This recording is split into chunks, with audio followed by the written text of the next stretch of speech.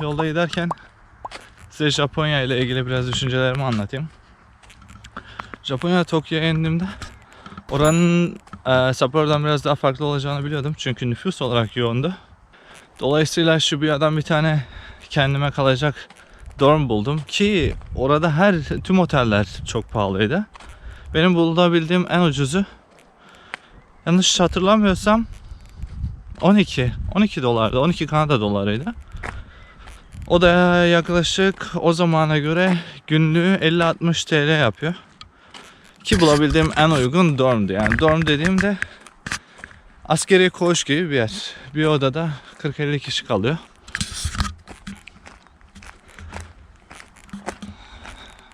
Ama benim gittiğim yerde yaklaşık bir 10 kişi, 12 kişi falan vardı. Odaya girdiğimde size şöyle göstereyim. Oda çok dağınıktı. Olabildiğince pisti yani. Burada aylık olarak gelip kalan Japonlar da varmış. Tabii ki normal olarak günlük kazançları demişim. Aylık kazançları 180 bin yen falan, yanlış bilmiyorsam. 180 bin mi? Evet, 180 bin yen falan. O da ortalama 1800 dolar. Bu da askeri ücret olarak kazandıkları. Dolayısıyla onlara uygun geliyor aslında bir aylık böyle ucuz bir yerde kalmak, ev tutmaktansa, ki evlerin fiyatları çok pahalı. Öyle böyle değil. Ben Sapporo'da dahi 2 oda bir yer tuttum. Ufacıktı. Kaldığım yere günlük 40 dolar para veriyordum. Tokyo'da 12 dolara bulduğumda aslında çok memnun olmuştum. Sadece içeriye gidip görmek kalmıştı geriye. İçerisi de çok berbattı açıkçası. Sadece 3-5 saatliğine kalmak için kullanmak istedim orayı. Eşyalarımı bırakıp dışarıya çıktım. Tabii eşyalarımı bırakırken orada bir tane bir aylık kalan Japon yaşlı dediğim işte 40 yaşlarında bir tombul ablayla tanıştık. O da biraz Japonya ile ilgili bahsetti. Nereden geldiğimi falan sormuştu. Onun haricinde bana benim alt katımda kalan kişinin de Türk olduğunu söyledi. Tesadüfen altlı üstlü aynı ranzada kaldığımız iki Türk. Altlı üstlü ranzada kalıyorduk. Akşama yahut da sabaha geleceğini söyledi. Altlı üstlü ranzada iki Türk kaldığımızı öğrenince aslında heyecanlandım biraz. Sonrasında Tokyo'nun sokaklarında gezmek için biraz dışarıya çıkmıştım. Şu geçiş havanına geldik. Şu anda gördüğünüz gibi. İnsanlar başka yol yokmuş gibi hepsi buradan geçmeye çalışıyorlar şu anda. Japonya'da Shibuya'yı seçmemin sebebi genç nüfusun orada olması ve sabaha kadar partilemeleri. Ya partileme derken de aslında gece kulüplerinden bahsetmiyorum. Daha çok insanların dışarıda zaman geçirmesinden bahsediyorum. Tam bu Shibuya Crossing'in dedikleri aslında en meşhur geçiş noktalarından, trafik ışığında karşıdan karşıya geçiş noktalarından bir tanesi. Oranın etrafında insanlar sürekli sabaha kadar dolanıyorlar. Özellikle hafta sonları. Shinjuku'da biraz ilerisinde Shibuya'nın. Orası da orta yaşta insanlar için, yani orta yaş derken 30 üzeri yanlış bilmiyorsam, ya da 28-30 üzeri. Shibuya'da biraz vakit geçirdikten sonra Shibuya Crossing'in orada sabah 2-3'e kadar falan neredeyse sadece Crossing'in kenarında oturdum.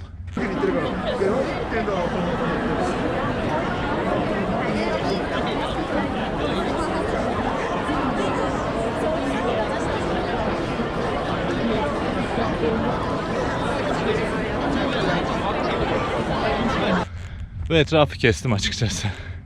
İnsanlar ne yapıyor, ne ediyor? Ya orada sürekli oturup kalsam bile sabaha kadar 7-24 zaman geçirebilirsin. Şu anda şöyle bir yol çıkıyorum. Dikine. O yüzden dolayı nefes nefese kaldım. İdare edin. Birazdan devam edeyim. Şimdi ne diyordum? Ya o Shibuya Crossing'in orada 7/24 oturup etrafı izleyebilirsiniz.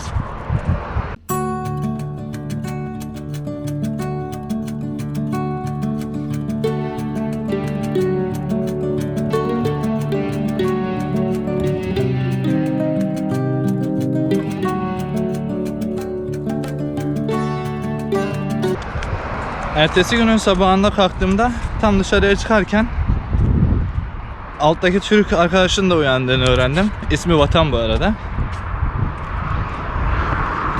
Ona sorduğumda ne yaptığını orada. O yaklaşık 2,5 senedir dünyaya geziyormuş. Ve Japonya'ya gelip orada belli bir süre konaklamak istediğini söyledi. O süreçte de o otelde kalıyormuş. Ya otel dediğimde dormda kalıyormuş işte. O süreçte tanıştık. O gün bana oraları gezdireceğini söyledi. Beraberce çıktık, birkaç tane sokağa gezdik. Köpeğin anası iyidir. Bu köpeği burada sahibini 6 yıl boyunca mı beklemiş? Ne olmuş? Ölene kadar bekliyor.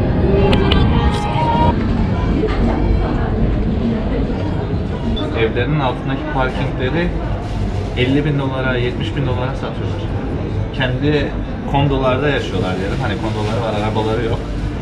Oraları 50.000 dolara, 70.000 dolara satıyorlar. Arabayı.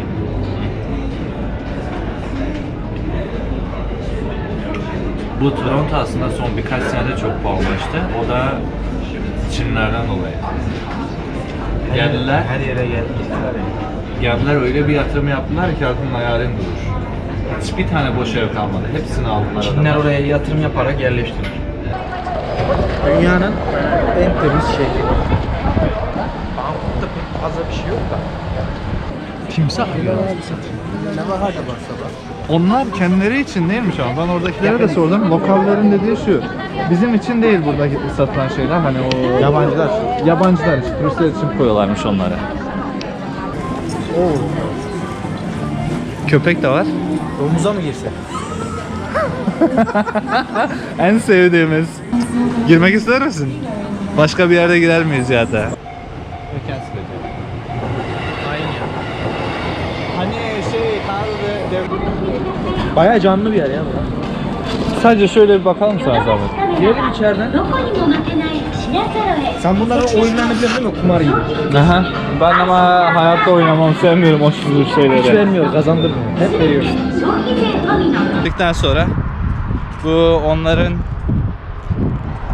ücretsiz bir tower var. Devlet binası galiba. Çok sürmez.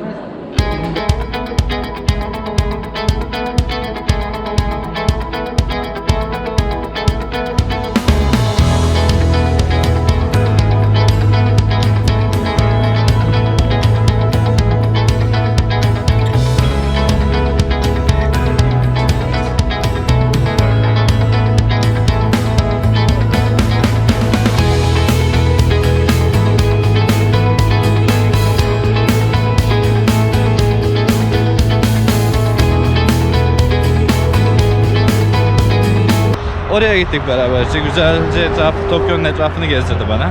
Çok fazla gezmedim açıkçası. Sadece o mekanı gezdim. Akşamına da gene beraber Shibuya'nın oralarda takıldık. Tokyo çok güzeldi. Çok hoşuma gitti. Kalabalığı olsun, yemekleri olsun. Kültür olarak biraz tanıdım insanları. Farklı kültürleri var.